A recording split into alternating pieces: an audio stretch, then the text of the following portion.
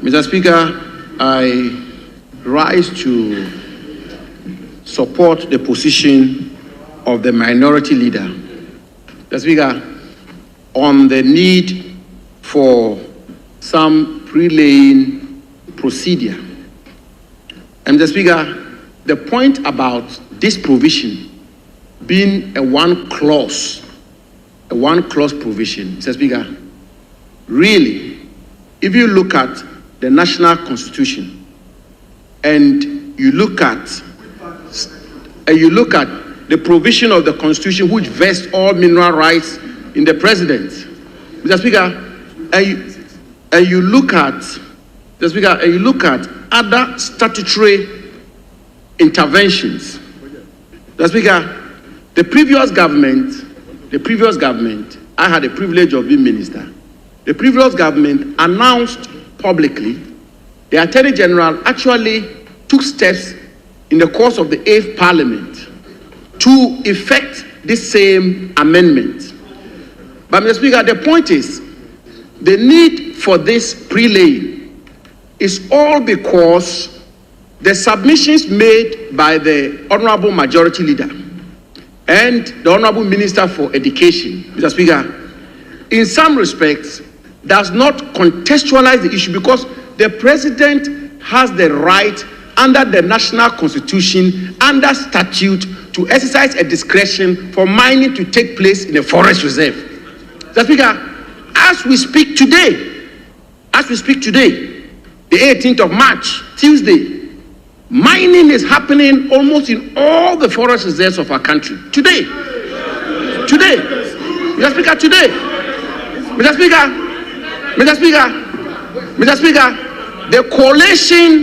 the Coalition Against Galamsey, led by the venerable, respected Ken Ashigbey, has actually come out with a report about how political party kingpins, believing that their party have won power, taking over the forest reserves of our country. Mr. Speaker, so what is the point I'm making? Mr. Speaker, the point I'm making, Mr. Speaker, the point, and of course, Mr. Speaker, in these matters, look, Mr. Speaker, we can have this debate here.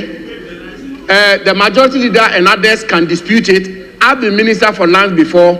I made my modest attempt in contributing to the fight against Galamsey, Mr. Speaker.